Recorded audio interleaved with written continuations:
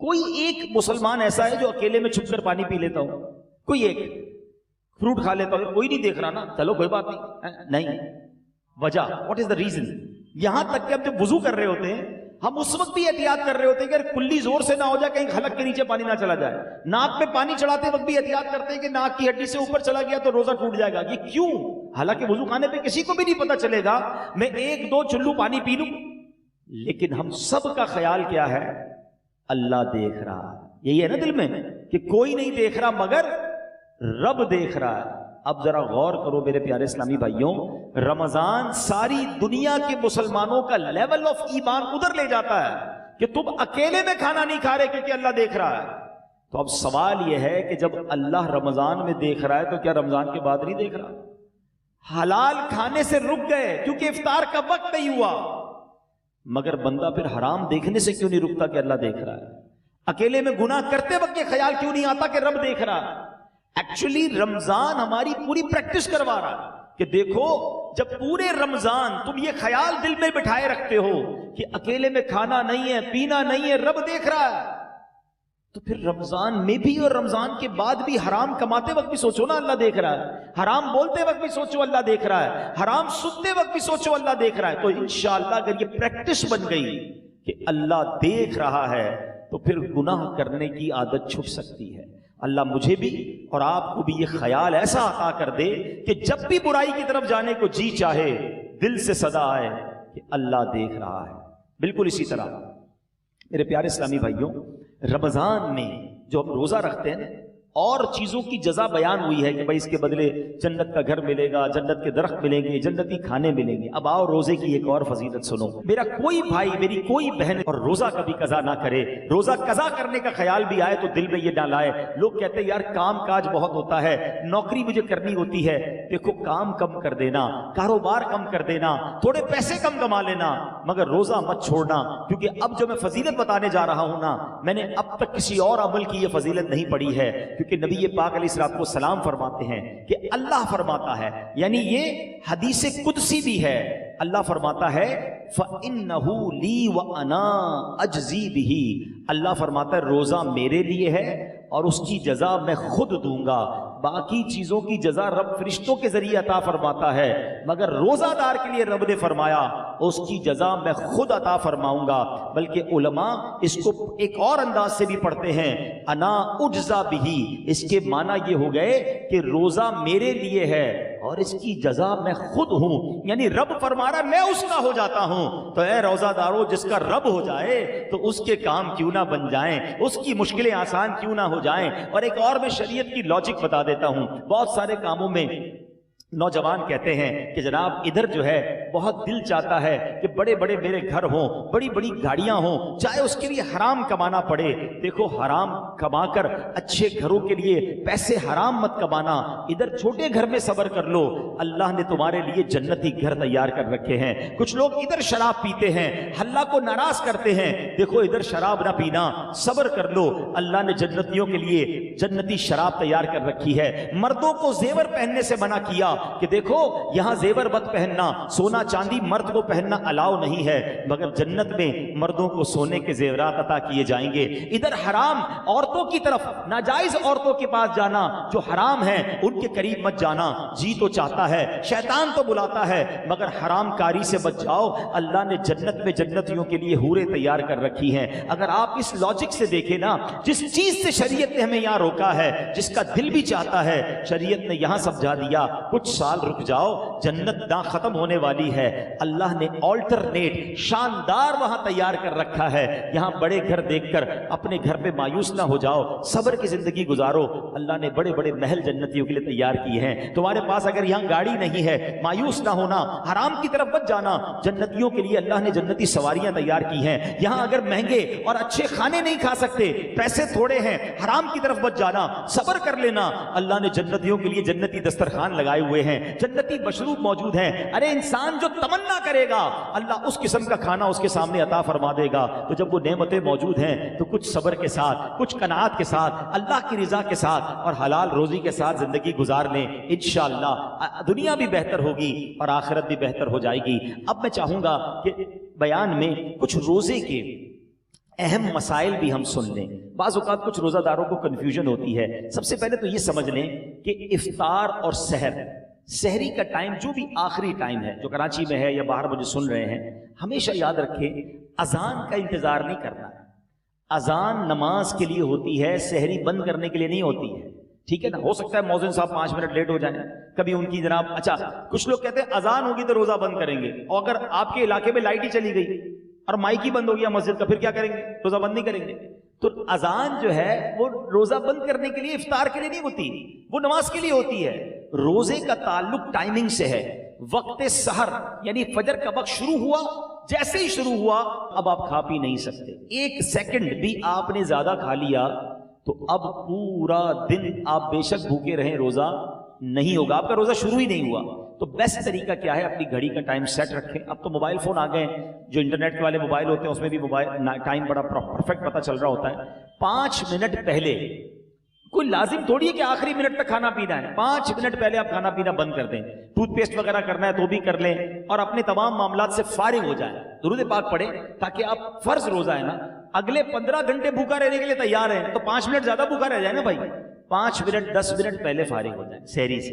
बिल्कुल इसी तरह इफ्तार में भी आपने करना यह है कि इफ्तार में आपने घड़ी देखकर इफ्तार करना है, टाइम देखकर इफ्तार करना है। 1 आध मिनट ऊपर हो जाए खैर है, पहले इफ्तार ना हो जाए। बाज़ औक़ात होता है लोगों की घड़ी टाइम पे नहीं होती, 5 मिनट पहले इफ्तार कर लेते हैं। आपको पता होना चाहिए कि टाइम हुआ कि नहीं। और बिल्कुल इसी तरह अजान मगरिब की नमाज के लिए होती है, इफ्तार के लिए नहीं होती। इसमें बाज़ औक़ात 2 गड़बड़ हो जाती हैं। एक ही हो जाती है कि कभी मौज़िन साहब से भी गलती लग सकती है, जल्दी अजान दे दी, आपने अजान सुनी, रोजा खोल लिया, तो आपका रोजा चला गया। अब टाइम देखें टाइम हुआ है कि नहीं। और मौज़िन साहब खुद अपना इफ्तार करने में लगे हुए हैं और वो 5 मिनट बाद अजान दे रहे हैं और आप इंतजार कर रहे हैं अजान का, तो ये भी दुरुस्त नहीं, क्योंकि इफ्तार को ताखीर भी नहीं करनी चाहिए।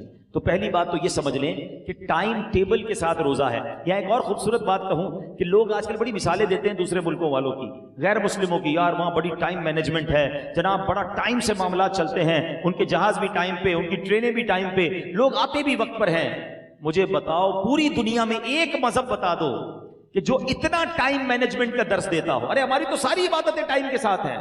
वक्त से 1 मिनट पहले आपको सहरी बंद करनी है तो रोजा होगा, वक्त गुजरने के बाद 1 मिनट ऊपर चला गया रोजा ही शुरू नहीं होगा। इफ्तार घड़ी के मुताबिक करना है। बिल्कुल सारी दुनिया के मुसलमान टाइम पे इफ्तार करते हैं। हमारी सारी अजानें, मस्जिद का टाइम टेबल देखें, आपकी ट्रेन लेट हो सकती है, जहाज लेट हो सकता है। हमने देखा सर्दी हो, गर्मी हो, बारिश हो, आंधी हो, तूफान हो, दुनिया भर की मस्जिदों में वक्त पे अजान होती है, वक्त पे जमात होती है। लाखों मस्जिदों में कैसी शानदार टाइम मैनेजमेंट है। इस्लाम की कितनी इबादतें टाइम के साथ हैं। अरे जनाब हम हज पे जाएं तो कब इरफात में रहना है, कब अरफात से निकलना है, कब पहले नहीं निकलना है, कब मुज़दलिफा पहुंचना है, कब मिना पहुंचना है, कौन से दिन तवाफ़ुज़ ज़ियारत के हैं, each and everything going with time.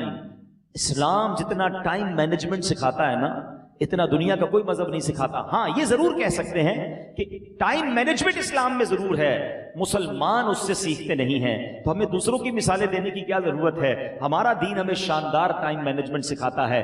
अच्छा, इंजेक्शन, रोजे में अगर किसी को खून देना है, जब आप खून देंगे तो आपका वुजू टूटेगा, लेकिन अगर आप इंजेक्शन लगवाते हैं इससे रोजा नहीं टूटेगा। ठीक है, कान में अगर कोई ड्रॉप डालता है, अगर उसका कान का पर्दा फटा हुआ नहीं है तो भी उससे रोजा नहीं टूटेगा।